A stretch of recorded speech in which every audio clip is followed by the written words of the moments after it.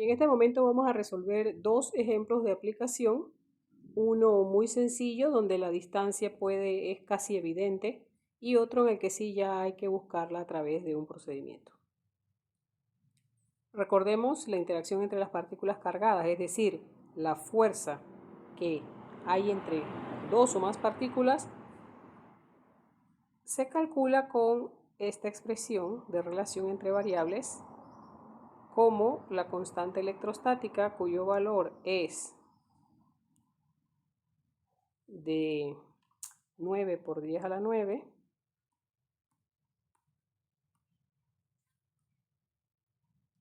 newton metros cuadrados, columbios cuadrados,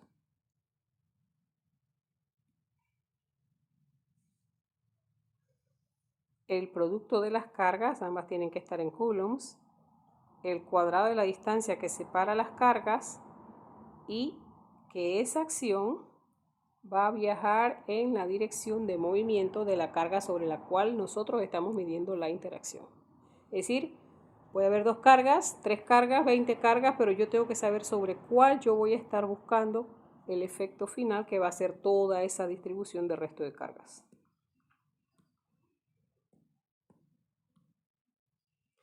Vamos entonces a leer el ejercicio.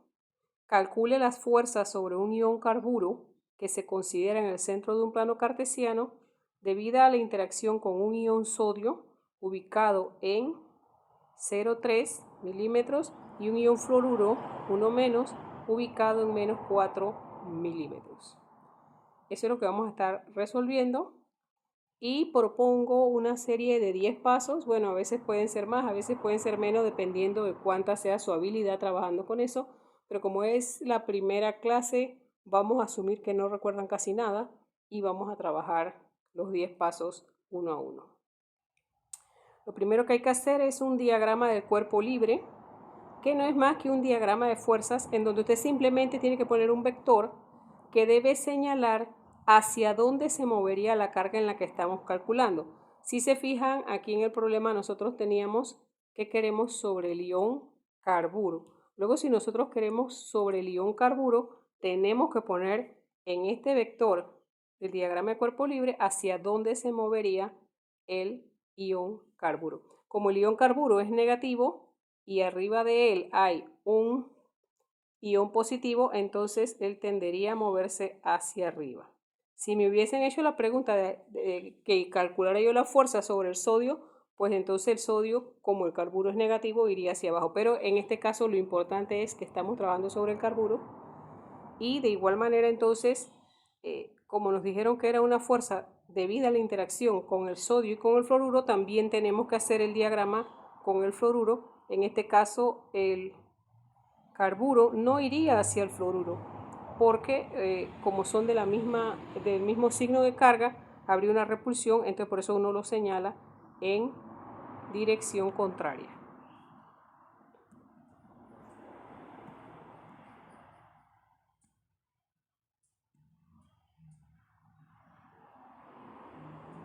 Después tenemos que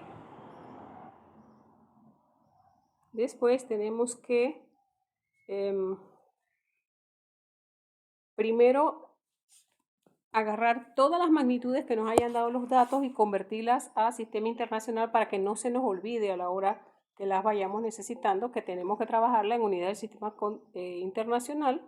Recordar que nosotros damos en unidades naturales cuando decimos +1, -2 y todas esas cosas estamos dando en unidades naturales, es decir, estamos hablando cargas positivas, cargas negativas, pero en el sistema internacional debemos medir las cargas en coulombs y para medir las cargas en coulombs tenemos que hacer una conversión y es la siguiente. Bueno, cada unidad de carga elemental tiene el equivalente de 1,60 por 10 a la menos 19 coulombs, que es lo que nosotros llamamos el cuanto de carga. Así es que en eso, lo que tiene que ver con el sodio, en ambos pues vamos a estar trabajando con el ion carburo, que es -4E.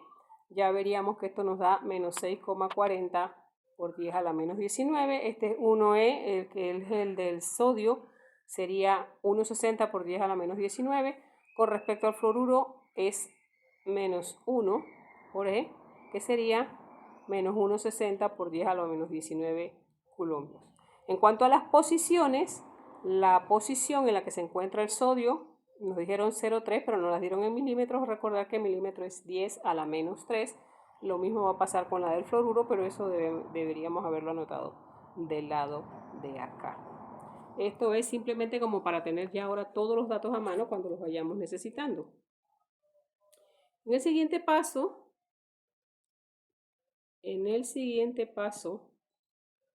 vamos a calcular los desplazamientos.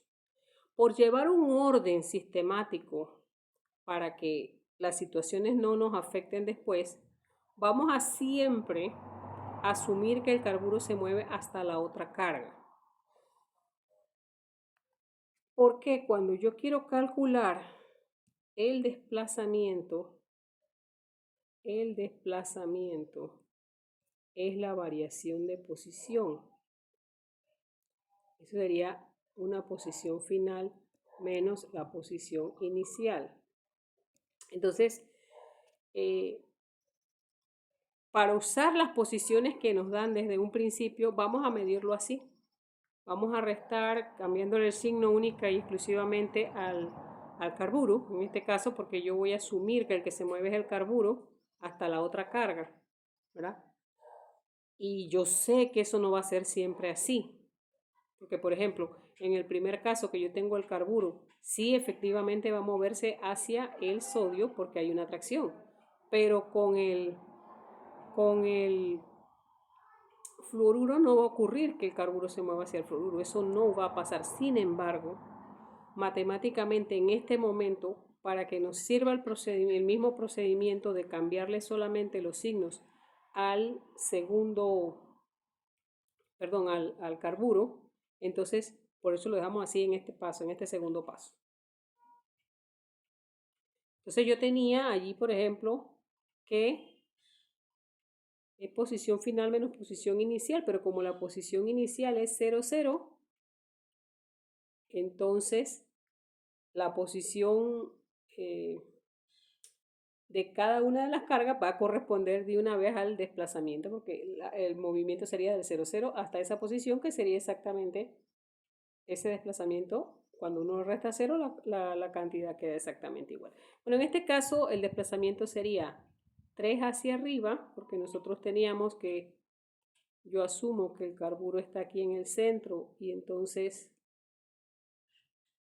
el sodio estaba acá arriba, entonces en la posición 0,3 quiere decir que eso realmente se va a movilizar hacia allá en ese caso. Este es un límite, digamos, 3 por 10 a la menos 3 en Y. Y aquí no va a ser real, ya lo hemos dicho, porque él no se va a mover hacia el fluoruro ya que él es negativo. Pero por el momento lo vamos a dejar así para ir en orden. Entonces, hacia el fluoruro, yo tendría un movimiento de menos 4 milímetros, es decir, menos 4 por 10 a la 3 en X.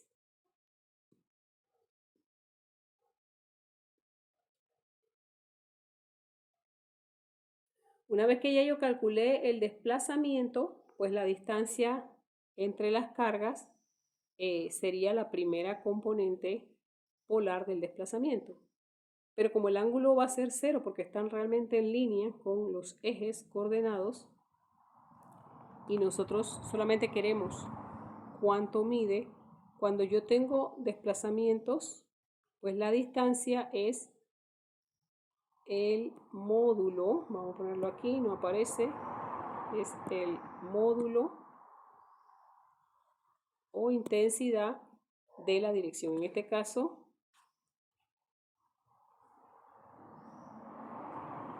si yo tenía que el desplazamiento era 3 por 10 a la menos 3 en Y, el desplazamiento es simplemente lo que está delante de la dirección. Así es que delante de la dirección yo tendría la distancia. Bueno, y en este caso es sumamente sencillo Las distancias siempre son positivas, así que acá teníamos un desplazamiento de menos 4y, de menos 4x por 10 a la menos 3. Pero como esto siempre es positivo, nos va a quedar 3 y 4, simplemente. Por otra parte,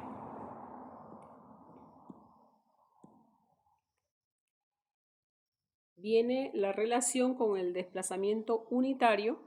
El desplazamiento unitario va a ser la división del vector de desplazamiento, que ya lo habíamos calculado en pasos anteriores. Se va a dividir el vector de desplazamiento entre la distancia. Y lo que nos va a quedar simplemente en un desplazamiento unitario es la dirección. ¿Ya? Que como les he dicho, pues simplemente como todas las distancias son positivas, eso nos deja la dirección si el carburo se hubiese movido hacia estas cargas, pero ya sabemos que no necesariamente se va a mover, depende mucho si qué carga tengan ellas. Así, a continuación, entonces calculamos la intensidad de la fuerza. La intensidad de la fuerza es simplemente desarrollar la expresión que dimos en un principio, que es K, Q1, Q2, la distancia entre 1 y 2 elevada al cuadrado. Y esto, aquí está pues ya desarrollado, 9 por 10 a la 9, por 6,4 por 10 a la menos 19, por eso ya teníamos buscado esos valores, 1,6 por 10 a la menos 19, esas son las cargas, ¿verdad? Y siempre todo positivo porque las intensidades de cualquier vector son siempre positivas. Ahí nos da un número, pero nosotros inmediatamente apretamos ENG para tenerlo en, ya que se están formando como ingenieros, aprender a usar la notación ingenieril. Se hace exactamente lo mismo por acá con el lado de la carga de carburo. Ahora viendo el efecto que va a hacer en ella la de fluoruro. Y acá también, aunque la de fluoruro es negativo, usted ve que sigue poniéndose todo positivo. Ahora lo único que está cambiando es la distancia de separación, porque ahora estaban hablando de 4 milímetros entre ellas. Idénticamente volvemos a aplicar ENG, no se nos olvide en todo lo que son respuestas, nosotros debemos poner ENG, ¿verdad? Bien, ya tendríamos entonces prácticamente este problema resuelto. A continuación, lo único que va a faltar es que busquemos el vector de fuerza unitaria, porque nosotros lo que estamos calculando es una fuerza. El vector de desplazamiento que lo usamos en este problema, no en otros problemas. En este problema, el vector de desplazamiento simplemente lo estamos usando como un recurso matemático. Pero en realidad el que tiene que aparecer, el que de verdad es importante aquí, es el vector de fuerza unitaria, que es la dirección. Así es que, como ya habíamos hecho el de desplazamiento, yo tengo que adaptarlo a lo que pasa en la vida real. Yo cambiaría el unitario del desplazamiento en el caso de las repulsiones, y si fuera atracciones queda igual. Como nosotros tenemos y estamos midiendo sobre la carga de carburo, que recuerden que la carga de carburo es negativa, con la de sodio va a haber atracción porque son de signos contrarios, con la de fluoruro va a haber repulsión porque son mismos signos. Entonces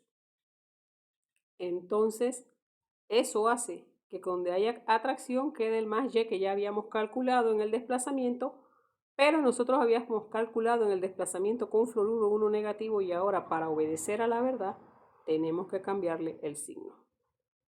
Finalmente, estos son los valores que hay que multiplicar para obtener la fuerza en componentes rectangulares. Bueno, en este caso es muy sencillo, pero en todos los casos lo que hay que hacer primero es calcular el módulo de la fuerza, que ya lo hicimos anteriormente, para cada componente, y también entonces tendríamos que poner aquí la dirección en cada componente, que por eso cuando sacamos fuerza unitaria lo que estamos haciendo ni más ni menos, la fuerza unitaria, vamos a ver si me permite ponerla de mejor manera porque se falla la plumita. La fuerza unitaria no es otra cosa que la dirección de la fuerza. Así es que aquí yo había calculado 57,6 por 10 a la menos 24 newton en lo que eran las intensidades, 102 por 10 a la menos 24 newton en lo que eran las intensidades, pero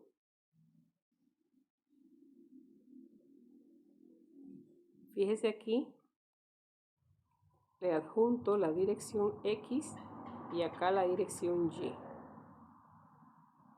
Es decir, se va a mover hacia arriba como lo habíamos visto en un principio,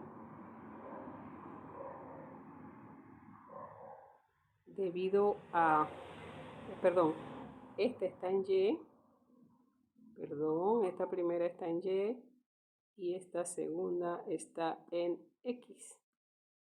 Esta segunda está en X, debemos tener mucho cuidado ahora. Uy, esto lo hemos confundido. Esta está en Y, esta está en X. Así es que cuando vamos a aplicar el pole va a ser lo contrario quizás de lo que yo tenga aquí, porque este era X y este era Y. Así es que lo hemos puesto mal. Acuérdense que